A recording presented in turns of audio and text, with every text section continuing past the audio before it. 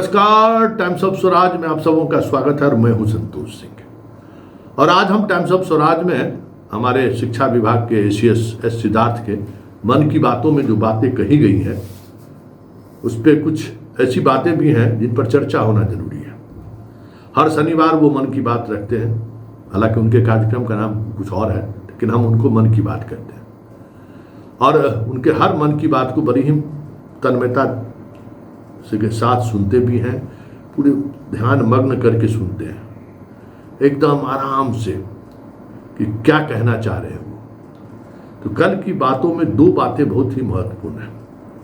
एक बात कि एक दरभंगा की शिक्षिका ने इनको कहा कि अभी तक स्कूल में किताब नहीं मिला है, तो ये हैरान रह गए कि ऐसा हो ही नहीं सकता है, और अगर ऐसा है तो हम जांच करेंगे। अगर एस महोदय आपको अगर ये जानकारी नहीं है कि आपके बिहार के तमाम स्कूलों में छात्र उपस्थिति में जो भी खोल मालूम ऑन रिकॉर्ड आपने मात्र 60% छात्रों को ही किताब दिया है सभी स्कूल में। अगर जो उसका हाजिरी अटेंडेंस सही होगा तो 40% छात्र अभी भी आपके किताब में बचे हुए हैं। हालांकि प्रिंटिंग प्रेस से तो वही संख्या आई होगी ना जितना हर स्कूल से टीचर दिखाया होगा कि हमारे यहाँ इतने स्टूडेंट हैं, तो वो जरा उसको वेरीफाई कीजिए। 6, 8, 9, 10, 11, 12 ऊपर वाले के पास तो कोई किताब पहुंचा ही नहीं है।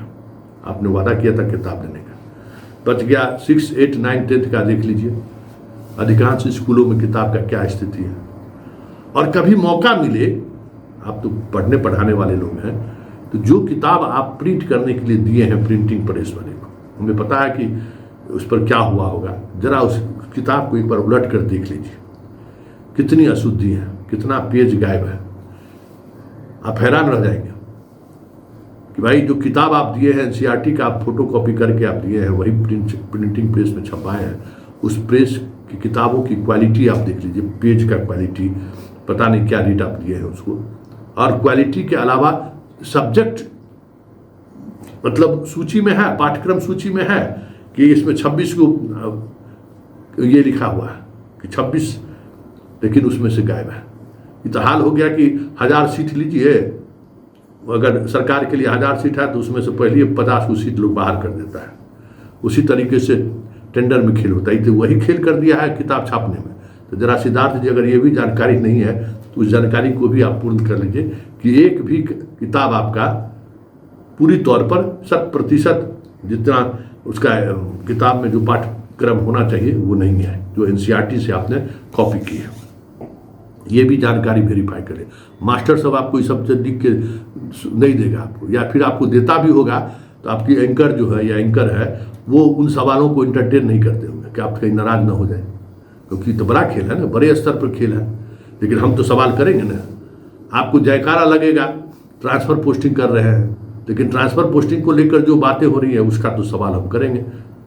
तो ये पुस्तक में जो मामला सामने आया है उसकी थोड़ा जांच करा लीजिए कि किस स्तर पर खेल हुआ है पुस्तक छपाई में, कितना 100 करोड़ रुपया सरकार दी है जिस प्रिंटिंग प्रेस को। जरा देखिए तो उसको थोड़ा चेक करिए, तब आपको समझ में आ जाएगा कि बच्चों के साथ, बच्चों के भविष्य के साथ किस तरीके से ये पुस्तक छापने वाला माफिया खेल किया है। तो इसलिए अगर ये आपको पता नहीं है तो इससे बड़ा दुर्भाग्य और क्या हो सकता है। और आप जब सवाल ये किया गया तो आप गुस्से में हो गए और सहज हो गए, तो ये तो और आश्चर्यजनक बात है कि आप तक ये जानकारी नहीं पहुंची है। तो जरा आप सुन लीजिए, हम दर्शकों को भी शिक्षा विभाग से संबंध रखने वाले शिक्षक, शिक्षा प्रेमी भी जरा सुनिए, जब ये सवाल हुआ तो एस सिद्धार्थ जी किस तरीके से रिएक्ट किए।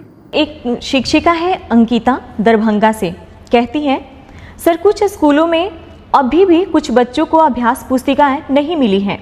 क्या इसके लिए एक तेज ट्रैक शिकायत निवारण प्रणाली बनाई जा सकती है जिससे हम संगोष्ठी से पहले यह सुनिश्चित कर सकें?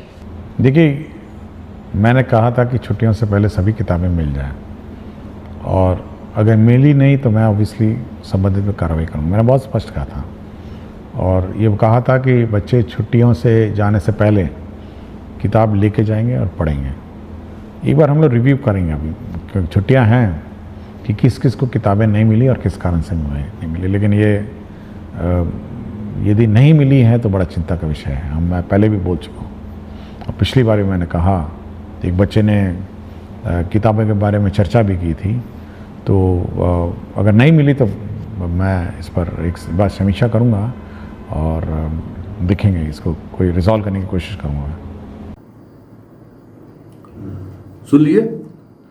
अब सवाल ट्रांसफ़र पोस्टिंग को लेकर। ट्रांसफ़र पोस्टिंग को लेकर भी ये कल इन्होंने बड़ी बेबाकी से ये बात कही है कि किसी को कोई तनाव लेने की जरूरत नहीं है, सब लोग घूमने फिरने के लिए जाइए, 20 तारीख को आपको आपके इसमें मिल जाएगा और उसका नया स्कूल में ज्वाइन कर लीजिएगा। तो पहले ज़रा वो सुन लीजिए, क्योंकि सुनाना जरूरी है। फिर हम इस पर कहेंगे कि इस तरीके की बात कितना बार ये कहे हैं और नहीं हुआ है, हम गिनती गिन के हम आपको बता देंगे। तो पहले ज़रा इनकी बात को आप सुनते हैं। ट्रांसफर के संबंध में है, कहते हैं ट्रांसफर के संबंध में कुछ अपडेट देना चाहेंगे।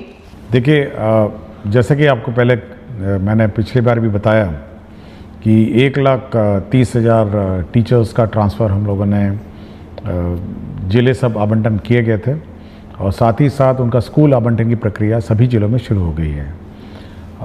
सभी डीओज़ ने अपना काम शुरू कर दिया है। हम लोग एवरीडे रिव्यू करते हैं और हम लोग उम्मीद करते हैं कि करीब जून 20 तक सभी शिक्षकों के इनबॉक्स में उनके नए स्कूल का आवंटन आ जाएगा और ताकि वे समय पे नए स्कूल में अपना योगदान दे सकें। हम लोगों ने 2 चीज़ ज़रूर कहा है।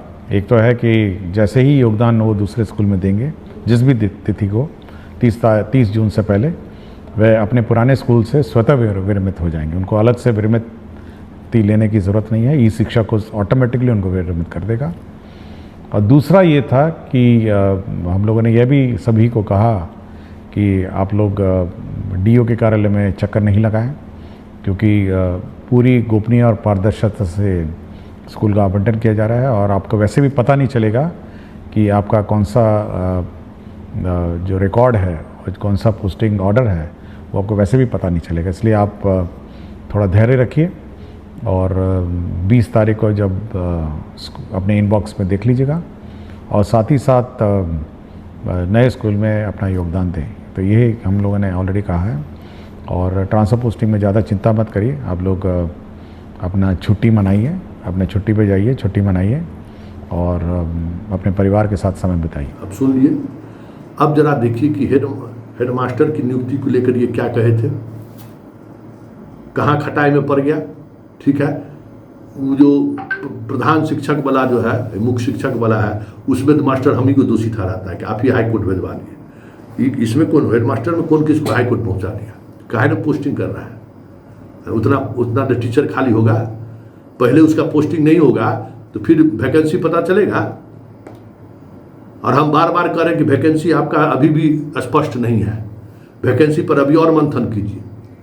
और आप दिसंबर से कहे थे कि दिसंबर से आप सब लोग अपने नए स्कूल में चले जाइएगा। दिसंबर से जाते जाते सेशन शुरू होता तो लोग उम्मीद कर रहे थे कि सेशन शुरू होने से पहले हम लोग नए स्कूल में चले जाएंगे।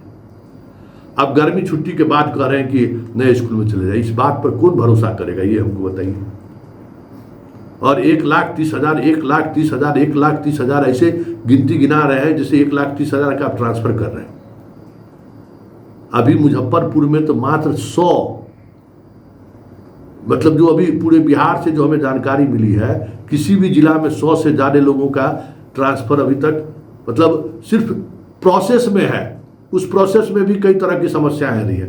भागलपुर वाला हाथी खड़ा कर दिया, बेगूसराय हाथी खड़ा कर दिया, दरभंगा हाथी खड़ा कर दिया है, मुजफ्फरपुर हाथी खड़ा कर दिया है, पटना में आपको करना ही नहीं है, आरा, सिवान, छपरा, गोपालगंज सब जगह वही प्रॉब्लम आ रहा है कि TRD 3 का जब तक पूरे ज्वाइनिंग रिपोर्ट उसको नहीं मिल जाता, 30 जून तक आप उसको समय दिए हैं, कहाँ से उसको वैकेंसी पता चलेगा। और हेडमास्टर वहाँ से अगर हटेगा नहीं, जिसको हेडमास्टर आप बनाए हैं, तो 6,000 7,000 जितना है वो भी सीट रखे हुए हैं, तो वो भी वैकेंसी नहीं इन लोगों को पता चल रहा है। तो ये जो प्रोसेस है, उस जिस प्रोसेस के तहत इतने लार्ज स्केल पर ट्रांसफ़र की बात आप कर रहे हैं, उस प्रोसेस में जो भी त्रुटियां आ रही हैं वो तो आपके नॉलेज में है। सॉफ्टवेयर में जो प्रॉब्लम हो रहा है वो आपके नॉलेज में है। फिर ये सवाल कहाँ से, क्यों, किस आधार पर ये आश्वासन आप दे रहे हैं? आप ACS हैं, आपके 5 आश्वासन जो आपने डेडलाइन घोषित किया ना, उस डेडलाइन पर लोगों को अभी तक आपका आश्वासन पूरा नहीं हुआ। आप कहते वेतन, कहे थे ना कि वेतन हम जो नहीं देगा उसका हम वेतन बंद कर देंगे। बताइए, अभी भी हमको लगता है कि जो सक्षमता 1 वाले हैं उसमें अभी भी 5 से 8 हज़ार शिक्षक ऐसे हैं जिनका अभी तक वेतन नहीं मिला है।